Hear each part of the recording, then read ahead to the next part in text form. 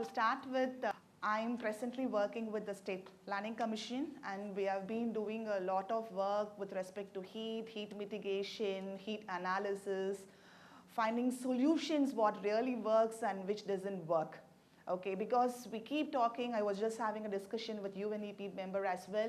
So we keep talking, we do a lot of analysis, but how many of these solutions really work when it is getting translated to the field and being implemented at the large scale? I feel that we really have very less information on the success rate, and people like, who have come here, they have really did a lot of work. So from the governance perspective, my job is more about to see what works and what could be implemented at ground. So how all of this has started is that we worked with British High Commission supported and Earl Resource Institution supported the state government in building the heat mitigation strategy.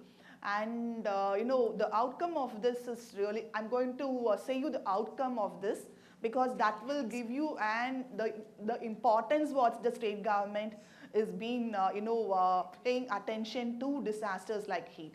The outcome of this exercise translated into declaring heat as a state specific disaster. So this is something big. So I think Tamil Nadu is a pioneering state and the first state in fact which has declared heat as a state specific disaster. I'm not sure how many of you understand the importance of declaring it as a state-specific disaster. I believe that you are very well familiar with the Disaster Management Act 2005. Yes, how many of you know that? Okay, and we have got an NDMA, and we have got a State Disaster Management Authority, and we also have Disaster Management Fund. So when you declare any disaster, anything as a disaster, it means that you have an opportunity to utilize the Disaster Management Fund to initiate a lot of action and to also to work on resilience, to work on mitigation, to work on adaptation, and also to provide ex gratia to the victims. So this is the kind of importance of declaring any catastrophic event as a disaster. So I'm not going to run so deep into what came in the strategy, but here is something which I would like you to have an attention. So India has been seeing a lot of heat waves, and heat waves has been a common phenomena up to from north up to Telangana, Andhra Pradesh. But in the recent years, Tamil Nadu had also been experiencing a lot of heat wave, the effect of heat wave, adding on to the coastal presence, the heat stress and the thermal discomfort is a huge concern. Generally, heat is termed as a silent disaster. You feel floods, you can sense, or IMD gives so much of the alerts when the cyclone is there. We have got so many weather reporters who analyze the path of the cyclones. They give you a lot of warnings. You visibly see, you visibly know how they move. But heat is not like that. Heat is something what you experience. Heat is really a silent disaster that's really drawing so much of attention these days. And all the state government is supposed to be having something called as SAPCC, which is called as a State Action Plan for Climate Change, and our state also has one. And though we have the State Action Plan for Climate Change, we need something specifically talking about heat. So that's the objective with which we started, because generally heat is not being given so much of attention, because a state like Tamil Nadu, which has been experiencing a lot of cyclones and lots of flood issues, the major chunk of the funding on the attention is being drawn towards this kind of disasters which affect a lot of people. But then it's the vulnerable community, it's the people who are in the fringe society, and these people are really affected by heat, and there is still not a mechanism where you really capture or you will be knowing about the effect of the heat. Generally people get a lot of health issues and we don't have a system to track that. So that was the reason why we thought that we really need to bring in a heat mitigation strategy. And I'm not getting deep into this, into the mechanism, how we evolved and we engaged with the stakeholders.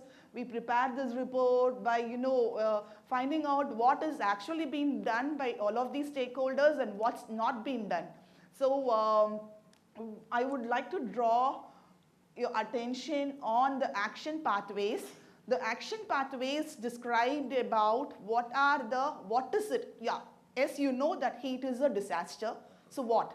So what kind of an initiations that each of the governmental departments has to initiate is something important, because heat is definitely not a subject which could be dealt only by the Department of Environment or only by the State Disaster Management Authority. It involves a lot of stakeholders, including the departments like the animal husbandry, forest, environment, I think municipal administrations and multiple other agencies, and especially the school education department, because the school education department, the children in the school are getting exposed to a lot of effects of heat, and they are also one of the important stakeholder. So we had all of this as a kind of a summary of what is presently existing. So you've got a lot of documents already available, but something specific to the state. I think this heat mitigation strategy was the first of the document which had come specifically for the state of Tamil Nadu. And this is the mechanism in which we had outlined this document. So the action pathways, what we had taken into consideration, is being divided into the health and well-being. Here the health and well-being is not just the human health and well-being, it also includes the livestock, it also includes the wildlife population. So I believe that you must be seeing this news of the olive red turtles getting washed ashore and all that. We still have a lot of analysis to make, because the ocean waves are getting, the pattern of the ocean or the behavior of the ocean is really changing because of the increase in the heat. So all of this needs analysis, needs a kind of an action to be initiated. And the sustained resources and the economic activity, we looked into the agriculture, because still the primary sector or the GDP share, though it's only 13%, but still you need to look into this because it ensures the food security. So when there is an increase in temperature of 1 degree Celsius, how tolerant are our agricultural system to accommodate that? Is our irrigation system equipped to meet the increased need of the water, and what sort of the water efficiency orders has to be adopted? All of this is being looked into that. And finally, having said all the perils of the heat and all that, what are the solutions that you will have to implement at city level, at an individual level, at an institutional level? So you've got n number of solutions, but how many of it really works is a matter of concern. And it is again related with the nature system and resources, built environment, which in turn contributes to the increase of heat by heat trap, urban heat islands effect, and vulnerable livelihood and the communities are a huge concern from the state's perspective. So, you've got, so I'm not getting, you see this meteorological thing, you have the heat stress, all of these parameters add on to the heat stress, precipitation change is also been this, and one effect I also take care of, hold a responsibility in the forest department. I am the state officer for forest fire. We keep seeing a lot of incidents. It's not about the number of the incidents, it's about the intensity.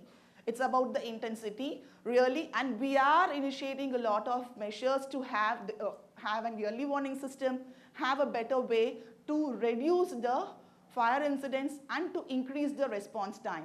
And these are the parameters. I'm not getting deep into it. And how did we go about doing this is that we worked with UNEP, and UNEP in turn had brought in CEP University, and we found out, we worked exclusively on the urban heat island, and this was done for Chennai, Adurai and Tuticorin, one main observation here is that the night temperature is on rise. So this is a huge concern, and I think the person is here. I am not going much, and these are the different effects of heat.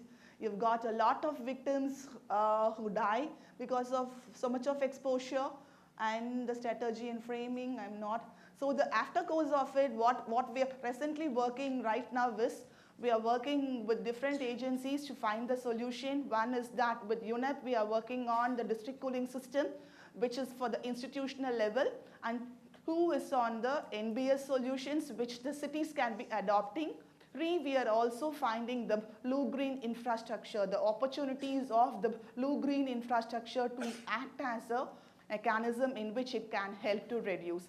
So we work with different institutions, we find which solutions really works, and we ensure that the administrators and the decision makers are being supported in identifying the right solution to be getting them implemented. So with this, I end my talk. Thank you for the opportunity. Thank you so much, ma'am.